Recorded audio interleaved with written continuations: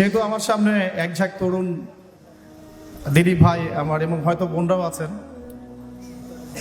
তো আমি খুব লম্বা আলোচনা না করে কিছু মৌলিক কথা আপনাদের সামনে শেয়ার করতে চাই। সেটা সিরাতুন নবী সাল্লাল্লাহু আলাইহি ওয়াসাল্লামের আলোকে আমি রিকোয়েস্ট করব যে আপনারা মোবাইল ফোনগুলোতে একটু বেশি ব্যস্ত হবেন না, আলোচনার মূল সারমর্মর দিকে একটু ফোকাস করেন। আর যত বেশি শো অফ করতে যাব আমরা, তত বেশি আমরা রুহানিয়াত থেকে বঞ্চিত হব।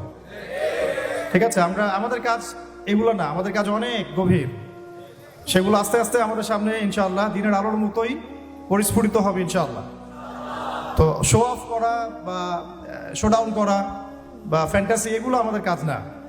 ঠিক আছে ভাই, আমার কথায় মন খারাপ করবেন না। একটু ফোনগুলোকে আমরা নিজ নিজ পকেটে রাখি, আলোচনার দিকে মনোযোগ দিই ইনশাআল্লাহ। সর্বপ্রথম একটা আয়াত থেকে আমি আলোচনা শুরু করতে চাই। আল্লাহ রাব্বুল আলামিন পবিত্র কুরআনুল কারীমের সূরাতুল আলী ইমরান এর 19 নম্বর আয়াতে বলেছেন, বা'দা আউযু বিল্লাহি মিনাশ শাইতানির রাজীম, ইন্নাদ দীনা ইনদাল্লাহিল ইসলাম, ইন্নাদ দীনা ইনদাল্লাহিল ইসলাম। আল্লাহ রাব্বুল আলামিন বলেছেন যে আল্লাহ পাকের কাছে একমাত্র মনোনীত দিন হচ্ছে ইসলাম। আমি জানি আয়াতটা আপনারা সবাই জানেন।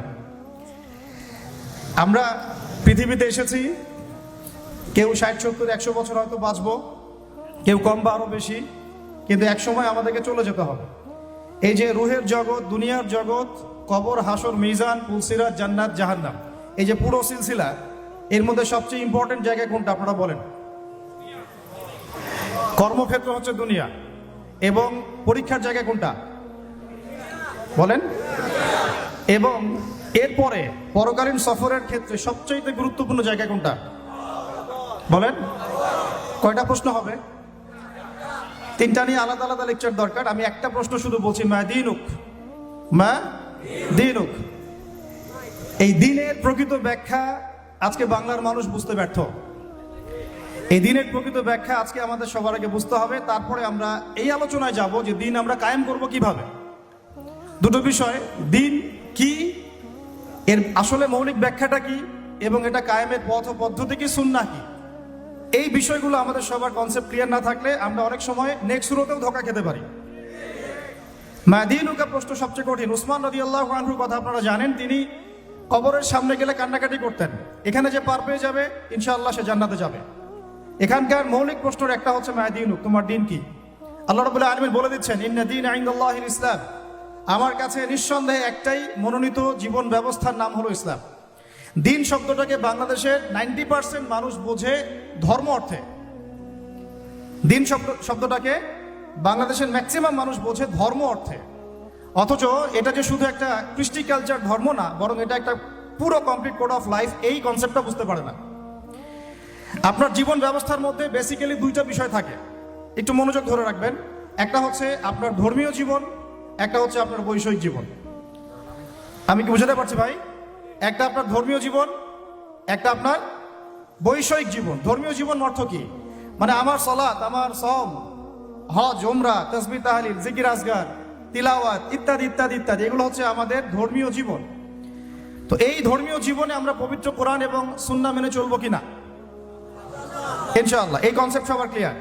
আরেকটা জীবন আছে আমাদের, সেটা হচ্ছে আমাদের এই যে সাংস্কৃতিক জীবন, শিক্ষা জীবন, অর্থনৈতিক জীবন, রাজনৈতিক জীবন, পারিবারিক জীবন এবং গ্লোবাল অ্যাফেয়ার্স। এই জীবনটাকে আমরা বলি বৈষয়িক জীবন। কি জীবন? তো এই বৈষয়িক জীবনটাতে ইসলাম মানতে আমাদের দেশের বেশিরভাগ মানুষের অ্যালার্জি আছে, এবং যতক্ষণ পর্যন্ত আমরা ধর্মীয় এবং বৈষয়িক উভয় জীবনে ইসলামকে মানতে পারছি না, পরিপূর্ণ মুসলমান হতে পারি নাই।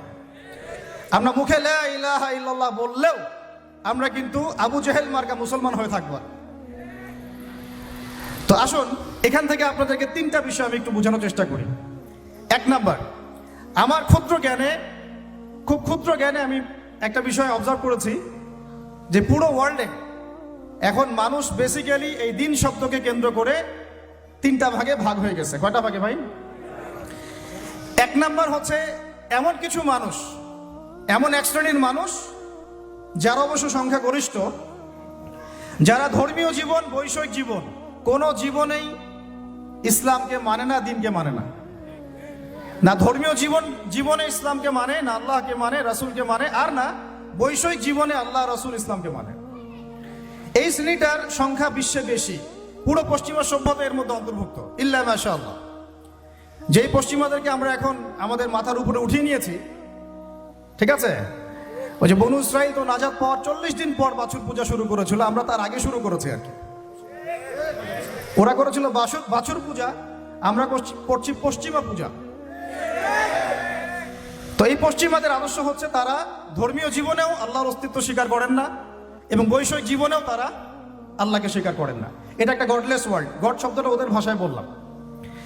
এদের কিছু লেসপেন্সার বাংলাদেশের মাটিতেও আছে, যাদেরকে আমরা বলি নাস্তিক এবং মুরতাদ। যত নাস্তিক মুরতাদ আছে সব এই আকীদাভুক্ত। তারা না বৈষয়িক জীবন আল্লাহকে মানে আর না ধর্মীয় জীবন আল্লাহকে মানে। তাদের কালিমার আসলে এই পুরো জুমলার মধ্যে ওদের শব্দ দুইটা, একটা হচ্ছে লা, একটা হচ্ছে ইলাহা। নাস্তিকদের কালিমা কি? শুধু লা ইলাহা, কোনো ইলাহ নাই, নাউযুবিল্লাহ।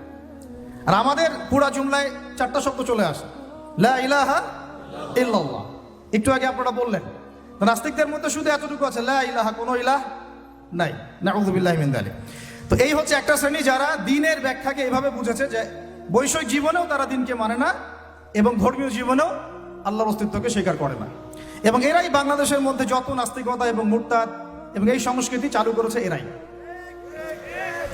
এটা একটা শ্রেণী। দ্বিতীয় শ্রেণী হচ্ছে তারা যারা খুব ডেঞ্জারাস। এরা খুবই ডেঞ্জারাস, কারণ এদেরকে নিয়ে আমাদের সমস্যা বেশি।